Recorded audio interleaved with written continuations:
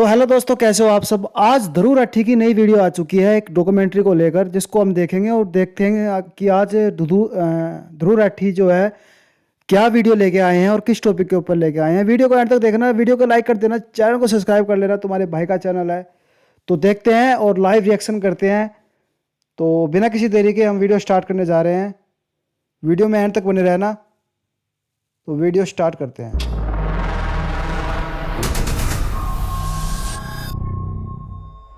नमस्कार दोस्तों, आज का वीडियो कोई साधारण वीडियो नहीं है। आज मैं आपको पूरी डॉक्यूमेंट्री दिखाने जा रहा हूं। मजाक नहीं कर रहा, आज आप एक पूरी डॉक्यूमेंट्री फिल्म देखेंगे। असल में बात क्या है कि कुछ दिन पहले इस डॉक्यूमेंट्री की प्राइवेट स्क्रीनिंग होने जा रही थी दिल्ली में जर्नलिस्ट के लिए, लेकिन दिल्ली पुलिस ने जबरदस्ती आकर उसे रोक दिया।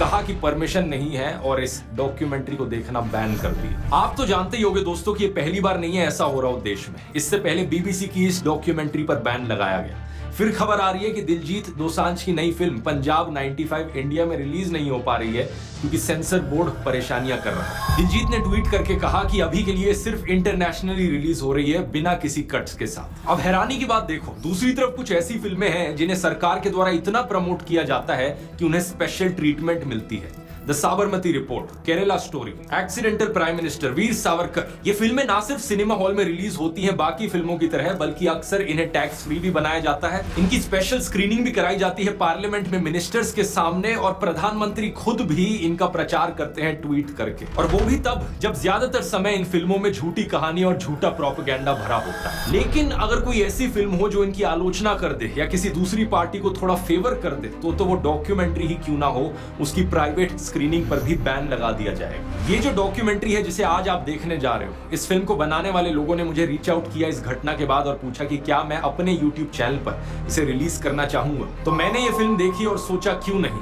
अगर इस तरीके से लोकतांत्रिक देश में आजादी को खत्म किया जाएगा तो मैं वो हर चीज करूंगा जिसकी जरूरत होगी आजादी को बचाने। ये वीडियो बीजेपी के खिलाफ का सिलसिला है, हम इसे आगे इस तरीके से चलते नहीं रहने दे सकते, इसलिए ये आज मैं रिलीज कर रहा हूँ। ये डॉक्यूमेंट्री 2024 के उस दौर के बारे में है जब देश के इतिहास में पहली बार एक सिटिंग चीफ मिनिस्टर को अरेस्ट कर लिया गया था और एक ही केस में एक पॉलिटिकल पार्टी की सारी टॉप लीडरशिप जेल में डाल दी गई। और ये केस ऐसा जिसमें अभी तक कोई कन्विक्शन नहीं हुआ है और सुप्रीम कोर्ट ने बार बार डांट लगाई है ईडी और सीबीआई को। इस फिल्म का नाम है अनब्रेकेबल। और हालात इतनी खराब है दोस्तों कि इस फिल्म के डायरेक्टर वैसे तो इंटरनेशनल अवार्ड विनिंग डायरेक्टर हैं, लेकिन वो अपना नाम नहीं बताना चाहते क्योंकि उन्हें डर है कि इस फिल्म के रिलीज होने के बाद कहीं उन्हें हरासमेंट ना फेस करनी पड़े। तो आइए इसे देखते हैं। घर पर अपने पॉपकॉर्न बना लीजिए और इसे जमकर शेयर करना ताकि इन लोगों को भी पता चले कि अगली बार बना लो भाई बोलने के अधिकार को, हमारी आवाज को, हमारे फ्रीडम ऑफ एक्सप्रेशन। यार ये मूवी कब आ गई यार, हमें तो पता ही नहीं चला मूवी का।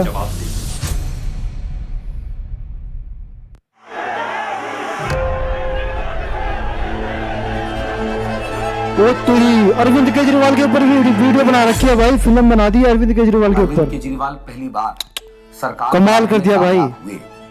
70 में 67 सीटें कोई सोच सकता है? 70 में 62 सीटें कोई सोच सकता है साहब? तो उसके बाद से विरोधियों को लगा कि नहीं भाई, ये तो जमीन पे जो है वो काम कर रहे हैं, लोग इनसे जुड़ रहे हैं। बवाल काट दिया भाई केजरीवाल के ऊपर मूवी बना के। सच में भाई, सच में कहानी शुरू होती है तब से जहां से आम आदमी पार्टी ने पॉलिटिकल के अंदर यार मूवीज आने लगी बहन इलेक्शन जीतने के लिए।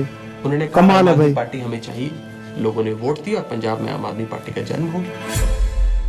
पंजाब के लोग जो हैं वो सच्चे बंदों को पसंद करते हैं और जिसके साथ दिल से जुड़ जाए जुड़ जाए।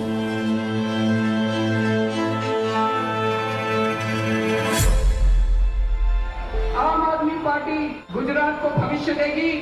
गुजरात की 6 करोड़ जनता के साथ मिलके एक नया गुजरात बनाएंगे जिसमें 24 घंटे बिजली होगी। और उसके बाद आम आदमी पार्टी गुजरात में जैसे ही घुसी तो वहां से एक दिल्ली के अंदर हमें चेंज आता हुआ दिखाई दिया।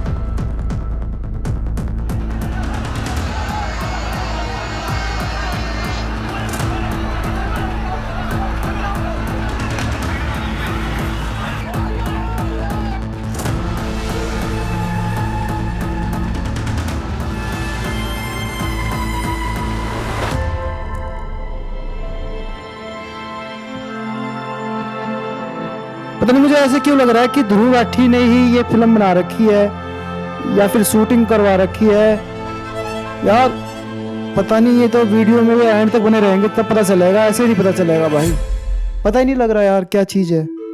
So it started, I think, with the arrest of Satyendra Jain ji, and मुझे लगता है कि ये स्ट्रैटेजी उनकी शायद रही होगी कि जो भी अरविंद केजरीवाल के सिर्फ आईज, ईयर्स, आर्म्स, हैंड्स, जो पूरी टीम है, कि अगर हम उस टीम को डिकैपिटेट कर देंगे तो हो सकता है कि काम रुक जाए।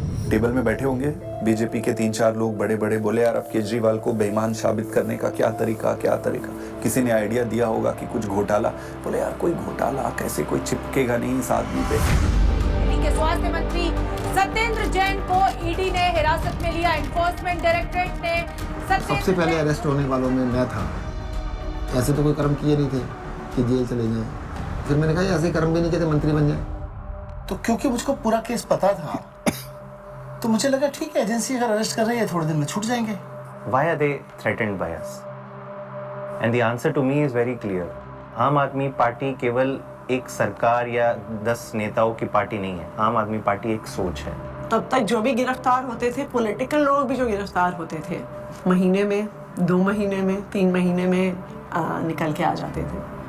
तब हमने ये नहीं सोचा था कि इतना लंबा चलेगा। अब ये जानकारी मिल रही है कि मनीष सिसोदिया को गिरफ्तार कर लिया गया है। इस वक्त की बड़ी सीबीआई बुलाया जाता था, ईडी बुलाया जाता था, उनके घर पे रेड हुई, उनके बैंक के लॉकर पे रेड हुई, दिल्ली सचिवालय में उनके ऑफिस में रेड हुई, उनकी यहाँ तक कि उनके पैतृक गांव में भी सीबीआई और ईडी वाले पहुँच गए थे। देखिए हमें तो पता था कि आम आदमी पार्टी के किसी भी नेता के पास एक भी पैसा नहीं है, और मेरे ख्याल से आज ही ईडी और सीबीआई को भी पता है। मैं तो खुश था कि दिल्ली में एक ऐसी शराब पॉलिसी बनाई गई है जिसमें एक मॉल में 27 शराब की दुकानें थीं, वो अब कम हो जाएंगी और सरकार को रेवेन्यू बहुत ज़बरदस्त मिलेगा।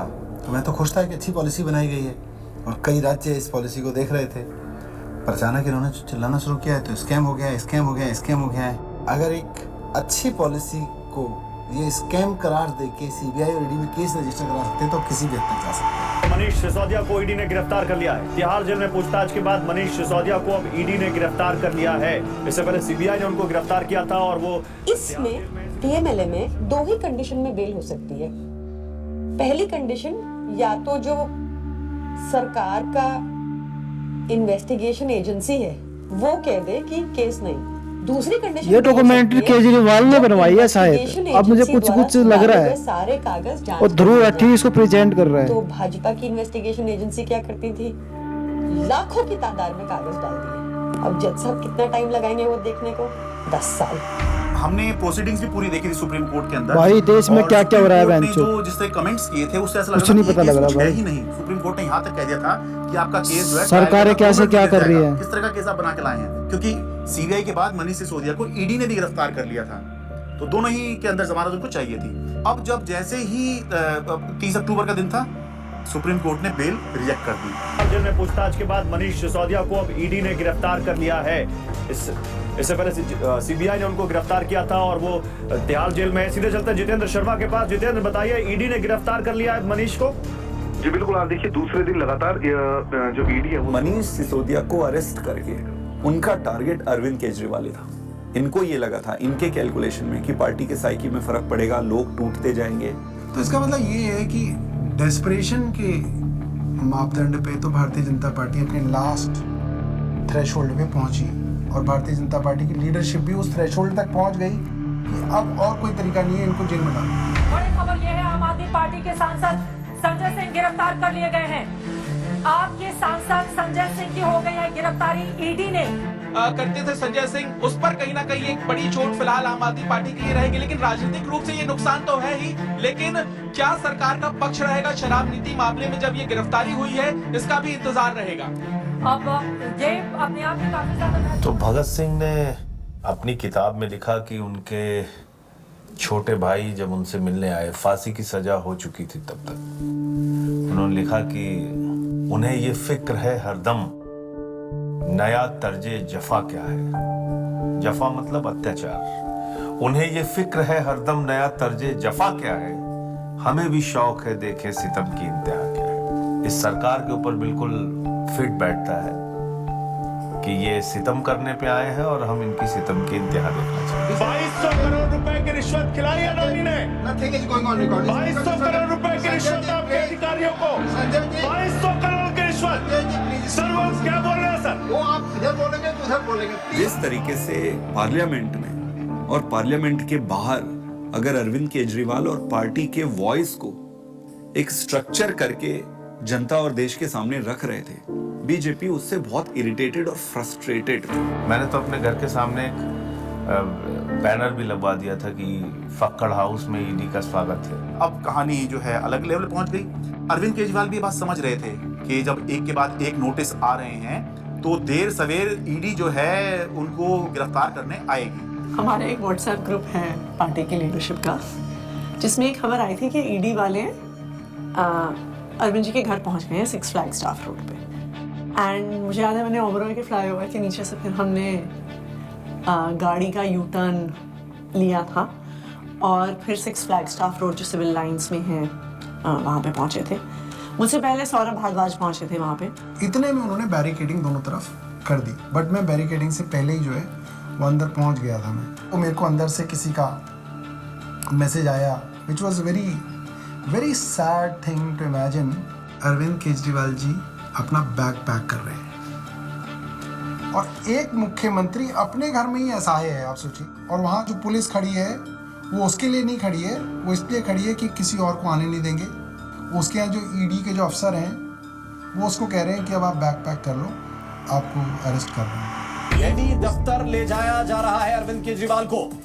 इस वक्त की बड़ी खबर, बड़ा अपडेट, अरविंद केजरीवाल को ईडी ने गिरफ्तार किया है और ईडी दफ्तर उनको ले जाया जा रहा है। जिस तरीके से अब दिल्ली के मुख्यमंत्री अरविंद केजरीवाल को ईडी दफ्तर ले जाने की तैयारी की जा रही है और ये माना जा रहा है कि अब ईडी दफ्तर में उनसे पूछताछ होगी और उनके सामने। जब से मैं जर्नलिस्ट बना हूँ 17 साल से मैंने नहीं देखा किसी सिटिंग चीफ मिनिस्टर को अरेस्ट किया गया हो। तो मेरे मन में एक बात अंदर से आई कि पार्टी खत्म नहीं होने थी, सरकार नहीं खत्म होने थी। तो उस समय जो बाहर थे, जैसे संदीप पाठक बाहर थे जो संगठन के काम देखते हैं, हमारे जो कैबिनेट के जो साथी थे, आतिशी थी, सौरभ भारद्वाज थे, हमारे सोशल मीडिया के जैस्मिन थे।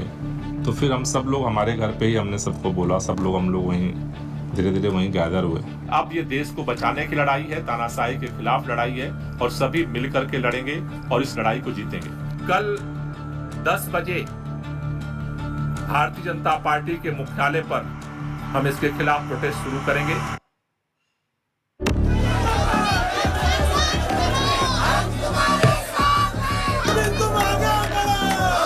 सबसे पहले मैं पहुंचा वहां। ये प्रोटेस्ट तो हमने देखा था, लोग पार्टी न्यूज चैनल में आया था। और हम और दुर्गेश पाठक जी जो ITO वाला चौराहा है उस पर रुक गए। ITO पे मैं जब पहुंचा तो मैंने देखा कि मेरे सामने ही आतिशी और सौरभ को अरेस्ट कर लिया गया। यार इन्होंने छोड़ा ही किसको था? सभी को तो इन्होंने गिरफ्तार कर रखा था, नंबर वाइज सबको गिरफ्तार किया है इन्होंने, किसी को नहीं छोड़ रखा। 4 लोग सड़क पे बैठते, 4 लोगों को बस में बैठाते, बस भेजते।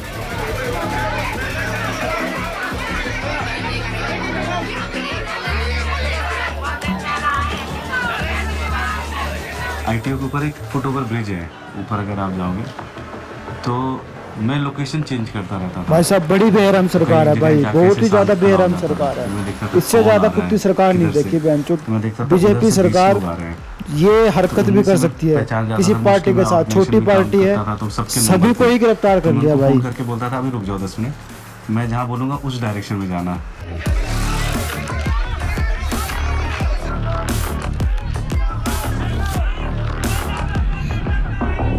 कोई एक डिक्टेटोरियल लीडर है और वो चुनाव से पहले सारे ऑपोजिशन के नेताओं को गिरफ्तार करा लेता है और फिर कहता है कि जी मुझे तो 99% वोट्स आ गए, मैं popularly and democratically elected leader हूँ।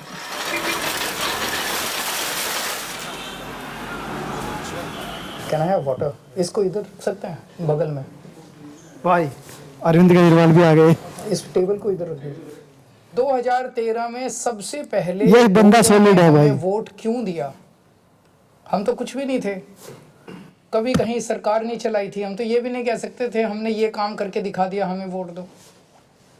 अन्ना आंदोलन किया था, तो अन्ना आंदोलन में लोगों ने देखा ये लड़के बड़े ईमानदार हैं, देशभक्त हैं, जिद्दी हैं, किसी चीज पे अड़ जाए तो करके रहते हैं। ये क्वालिटीज जनता को हमारी पसंद आई। इस क्वालिटी को वो खत्म करना चाहती थी बीजेपी, तो उन्होंने कीचड़ फेंकना चालू किया, करप्शन किया, केजरीवाल ने पैसे खाए, एक ताना बना बुना गया, लोगों को ज़बरदस्ती करके स्टेटमेंट्स दिलवाए गए, प्रेशराइज कर करके हमारे खिलाफ झूठे बयान दिलवाए गए। लेकिन कुदरत तो कुदरत है, ये क्या है, बीजेपी कुछ नहीं है कुदरत के सामने। हम लोग कुछ बाहर तिहाड़ के खड़े थे एंड आई रिमेम्बर थिंकिंग कि एज ऑफ दैट टाइम हमारी कोर टीम के 5 लोग उस समय उस दीवार के उस पार थे। मेरे हाथ में बहुत कुछ नहीं था, सब ऊपर वाले के हाथ में था। और मैंने अपना अंदर समय बहुत मेडिटेशन करते हुए और गीता पढ़ के बिताया। वहाँ पे सबसे ज़्यादा जो चीज़ परेशान करती है वो होती है अनसर्टेनिटी। उस 17 महीने में एक बड़ा हिस्सा मेरे अंदर उस सिपाही की तरह छटपटाता रहा जो देख रहा था कि उसकी पूरी फौज बाहर युद्ध लड़ रही है, और वो सिपाही जो हमेशा युद्ध में फ्रंट पे होकर लड़ता था वो आज बैरक में बैठा हुआ है। मैंने प्रयास किया कि घर के लोग 6 महीने तक, जब तक मैं जेल में रहा, मैंने प्रयास किया कि कोई मुझसे मिलने के लिए यहाँ पे ना आए, क्योंकि कई बार परिवार के लोग सामने आते हैं मिलने के लिए तो मन में एक अनावश्यक कमजोरी पैदा होती है, तो मैंने इस चीज़ को अवॉइड किया। फ़ोन पे जब वो वीडियो कॉल पे जब बात होती थी, वीडियो कॉल करते थे तो हंसते थे, लेकिन वो हंसी के पीछे कुछ ना तकलीफ छुपी होती है, क्योंकि पत्नी से बेहतर कोई नहीं समझ सकता है। लेकिन हम लोग को लगता है चलो वो अगर दिखा रहे हैं तो हम लोग को भी ऐसे ही दिखाना है। तो हमारे जैसे बच्चे भी आ गए थे, तो सारे लोग सब हैप्पी फील करते थे कि पापा हम लोग ठीक है, आप परेशान मत होना और आप ठीक से रहो। एक बारी ना कपिल मिश्रा ने आरोप लगाया था 2 करोड़ का कि सत्येंद्र जैन ने अरविंद केजरीवाल को 2 करोड़ की रिश्वत दी। तो मेरी बेटी स्कूल में पढ़ती थी, तो उसका नाम स्कूल में 2 करोड़ ही रखा गया था। तो बच्चों के लिए बहुत, मुझे लगता है ये दौर ऐसा चल रहा है जिसमें कि बच्चों को भी स्पेयर नहीं किया जा रहा है। फैमिली के अंदर अभी तक क्या होता था कि अगर पॉलिटिक्स है तो 2 पॉलिटिकल पार्टीज़ के बीच में, अपोनेंट्स के बीच में, उसमें फैमिली इन्वॉल्व नहीं होती थी। अब थोड़ा सा लेवल कुछ ज़्यादा ही नीचे आ गया है। जब जेल में था तो परिवार को तो मिस नेचुरली करते ही हो आप, और विशेष रूप से जब आपकी वाइफ बीमार हो, आपका बेटा भी केवल कॉलेज में पढ़ता हो। तो उसने एक चिट्ठी लिखी, उसमें उसने बोला कि अगर आप इस वक्त मेरी चिंता करोगे, अगर आप इस वक्त इस बात को लेके चिंता करोगे कि मैं परेशान हूँ, तो फिर ये मेरी देशभक्ति पे सवाल है। तो मुझे लगा यार बेटा तो बड़ा हो गया। आपने अगर मेरी चिंता में जरा भी वक्त जाया किया तो फिर वो मेरी देशभक्ति का अपमान होगा। That would be an insult to my patriotism, कि अगर मैं देश के सबसे अच्छे शिक्षा मंत्री को ये विश्वास नहीं दिला पा रहा कि आप अपना काम करो, मैं यहाँ पे एकदम सेट हूँ, आपको मेरी चिंता बिल्कुल करने की जरूरत नहीं है, तो that would be an insult to my patriotism and I felt that, I even feel that today. Phone आता था, 5 मिनट का फोन होता था वो डेली जो आता था, तो उसमें ऐसा तो नहीं है कि मैं ये कह दूं कि मैं बीमार बहुत हूँ या मैं कुछ भी हूँ, हाँ सब ठीक है, खाना खा लिया, हाँ इतना होता था। जो ड्रेडेड क्रिमिनल्स होते हैं ना, उनको सोलिटरी कन्फाइनमेंट में 2 हफ्ते से ज़्यादा नहीं रखते, उसको इनह्यूमन माना जाता है। तो मुझे लगातार कई महीने तक सेकेंड फेज के अंदर सोलिटरी कन्फाइनमेंट में रखा गया। सॉलिटरी कन्फाइनमेंट में आप जेल ऑफिसर्स और मेडिकल स्टाफ, इनके अलावा आप किसी से बात नहीं कर सकते। सो आई वॉज ऑल अलोन। आपको चाहिए कोई बात करने के लिए, गप्पे मारने के लिए, अपने मन की भड़ास निकालने के लिए, कुछ भी बोलने के लिए, वो अलाउड नहीं था। मतलब 2 जालियों के बीच में से बात करें, शीशा लगा हुआ है, इधर से फोन पे मैं, उधर से एक चीफ मिनिस्टर हूँ, दूसरे चीफ मिनिस्टर से मिलने आया हूँ, सिटिंग दोनों। जेल नंबर 1 में मैं था, जेल नंबर 2 में अरविंद जी थे, उसके बीच में एक दीवार ही थी। कभी कभी लगता था आवाज जोर से तो हो सकता है पहुंच जाए उधर।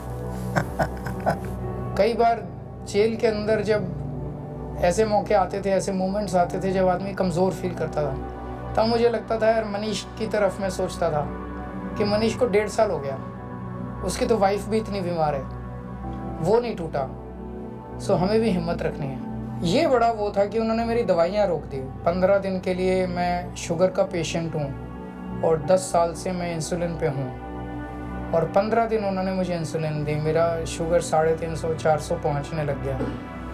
जब जयप्रकाश नारायण इमरजेंसी के दौर में जेल गए थे, जब वो जेल गए थे उनकी दोनों किडनी ठीक थी, और 4 महीने बाद जब वो जेल से बाहर आए उनकी दोनों किडनी खत्म हो चुकी थी। Mr. Kejriwal, in fact, wrote to Tihar jail authorities alleging that he was not being administered insulin despite flagging his peaking sugar levels. ये जेल वाले कहते थे कि इंजेक्शन नहीं देंगे, प्रिस्क्राइब नहीं है। पता नहीं कितने साल से वो इंजेक्शन ले रहे थे, सब प्रिस्क्राइब था। भारतीय जनता पार्टी के कहने पर अरविंद केजरीवाल जी की इंसुलिन रोके हुए।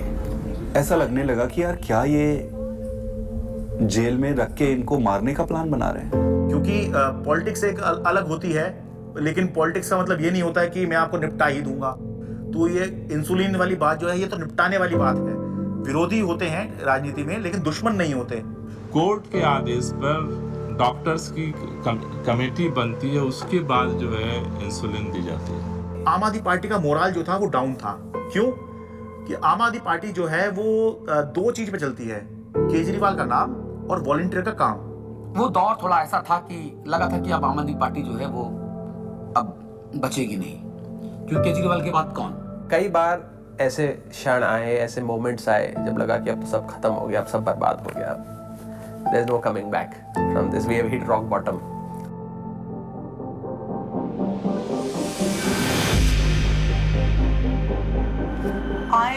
I really admire her for her strength. भाई मतलब पब्लिक डोमेन में आई। बहुत सारी चीजें लोगों से छुपाई गई हैं, बहुत सारी चीजें हमें आपको पता भी नहीं है भाई, इतनी चीजें इन्होंने छुपा रखी हैं। केजरीवाल को निपटाने की भी कोशिश की है इन्होंने। स्पीच।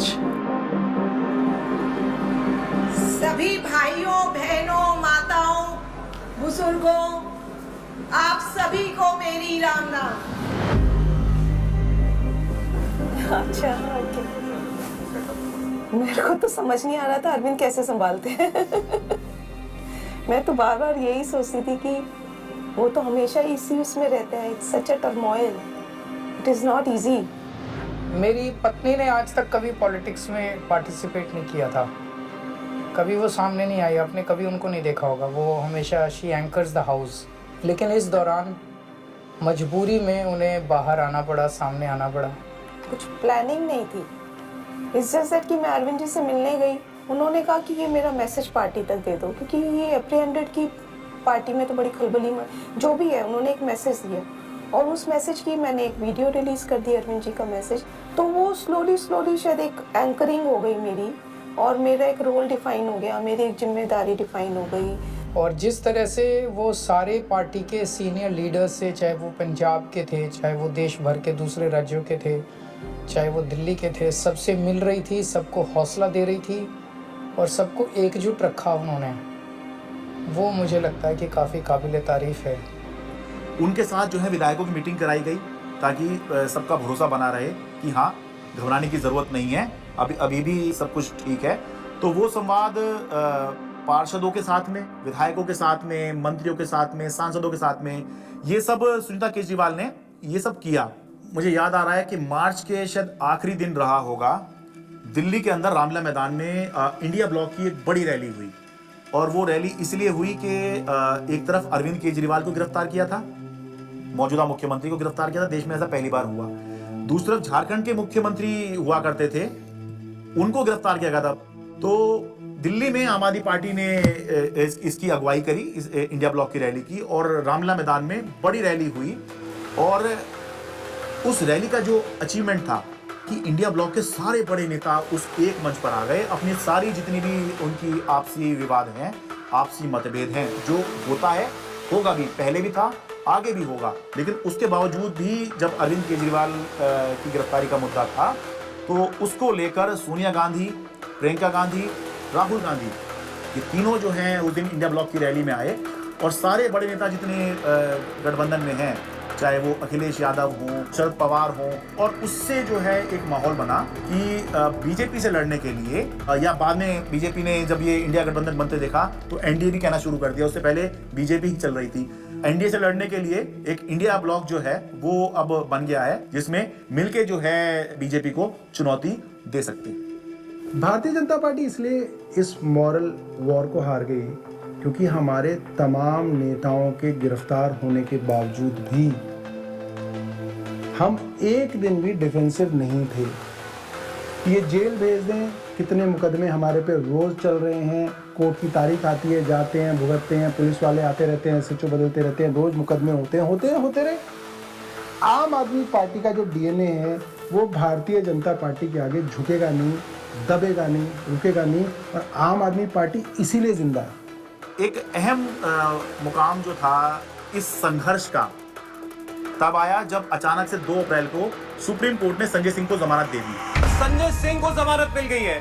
आम आदमी पार्टी के सांसद संजय सिंह को जमानत मिल गई। जश्न का वक्त नहीं है, जंग का वक्त है। संघर्ष के लिए तैयार हो जाओ, जम के लड़ेंगे और लड़ेंगे। That was the time at which I felt कि शायद हमारी इमोशंस बाहर निकल कर आई। एंड जिस दिन मनीष जी की बेल हुई थी और मुझे याद है उस दिन I was at a school inauguration. I am not very prone to being, मैं बहुत ऐसे इमोशनल व्यक्ति नहीं हूँ, पर उस दिन तो मैं स्टेज पर ही रोने लग गई थी। मैं एक पब्लिक उसमें थी, इनॉग्रेशन में थी। मनीष सिसोदिया को सुप्रीम कोर्ट से जमानत। इन्होंने स्टडी तो पूरा किया और उन्होंने सीढ़ी भी ठीक बनाई थी, बट वो सीढ़ियाँ ना, इसको ये नहीं पता था कि सारे केजरीवाल के रंग में रंगे हुए। डिले किया जा रहा है, डिले पर डिले, वो मनीष सिसोदिया की तरफ से नहीं, जब बल्कि प्रक्रियागत है। और तुमने सारे के सारे रिसोर्सेज यूज कर डाले, तुमने ईडी यूज कर डाला, तुमने सीबीआई यूज कर डाली, एसीबी यूज कर डाली, विजिलेंस यूज कर डाला, दिल्ली पुलिस यूज कर डाली, सारा मीडिया का नैरेटिव यूज कर डाला, पूरी पावर तुमने, मतलब कितनी गन पावर है बीजेपी की, आपने सब कुछ यूज करके इन सारे लीडर्स को अरेस्ट कर लिया। उसका रिजल्टेंट क्या है? 0। आम आदमी पार्टी के पूर्व मंत्री और वरिष्ठ नेता सत्येंद्र जैन को आखिर दिल्ली के राउज एवेन्यू कोर्ट से जमानत मिल गई है। हमें पता तो था ही कि आज नहीं तो कल, कल नहीं तो परसों बाहर तो आना ही है, क्योंकि हमने कुछ किया नहीं है। अगर हमने कुछ किया होता तो शायद हम बीजेपी ज्वाइन कर लेते, जैसे बाकियों ने किया। अरविंद केजरीवाल को जमानत मिल गई है। जिस खबर का इंतजार आम आदमी पार्टी के नेता कार्यकर्ता लंबे वक्त से कर रहे थे, वो खबर आ चुकी है। अरविंद केजरीवाल को जमानत मिल गई है। अभी की बहुत बड़ी खबर, दरअसल अदालत तो ये इलेक्शन डिफाइन करेगा कि आम आदमी पार्टी कहां जाएगी, और अगर ये इलेक्शन अरविंद केजरीवाल जीतते हैं तो वो उस लीग में आ जाएंगे जहां पर ये चर्चा होने लग जाएगी कि अगर 2029 में लोकसभा का चुनाव होगा तो क्या अरविंद केजरीवाल प्रधानमंत्री का एक चेहरा हो सकते हैं, वो चर्चा होगी। नहीं, मैं कभी अपने आप को ऐसे नहीं सोचता कि मैं कभी पीएम बनूंगा, या कभी ऐसे भी नहीं सोचा था कि मैं सीएम बनूंगा।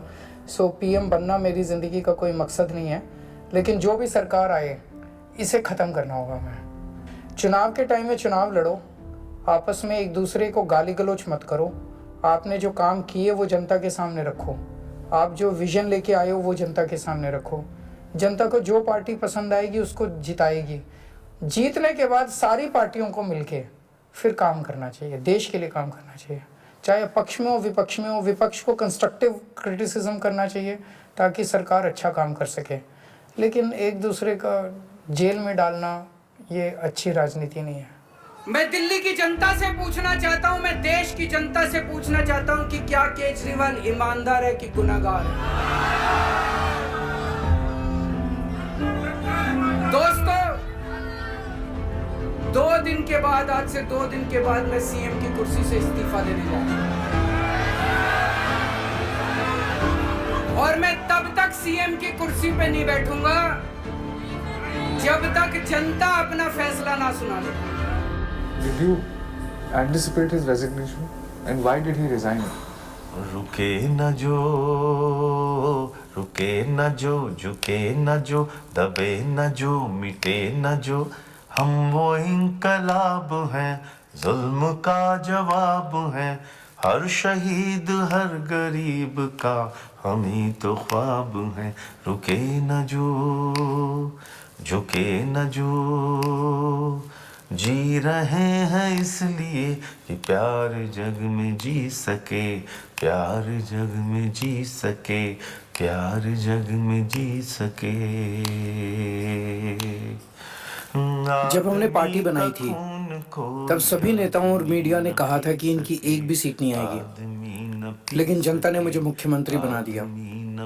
जब हमने 2014 में असूलों के आधार पे सरकार छोड़ी तो इन सब ने फिर शोर मचाया कि आम आदमी पार्टी खत्म हो गई, अरविंद केजरीवाल खत्म हो गए। लेकिन फिर जनता ने हमें 67 सीटों के साथ जीत दिलाई और 2020 में हमने वो कर दिखाया जो किसी ने सोचा भी नहीं था।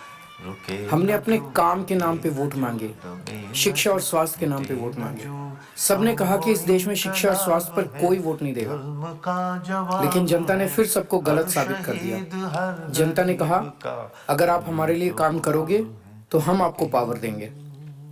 मैंने तो राजनीति में इतना ही सीखा है कि जब जनता अपना मन बना लेती है तो भले ही उनके सामने कितना बड़ा तानाशाह हो, पूरे सिस्टम की ताकत हो या बड़ी बड़ी पार्टियां हो, जनता सबको ध्वस्त कर देती है। जनता के सामने किसी का अहंकार नहीं चलता और जनता से बढ़कर कोई अदालत नहीं है। इसलिए मैं जनता के बीच जाऊंगा और अब जनता फैसला करेगी।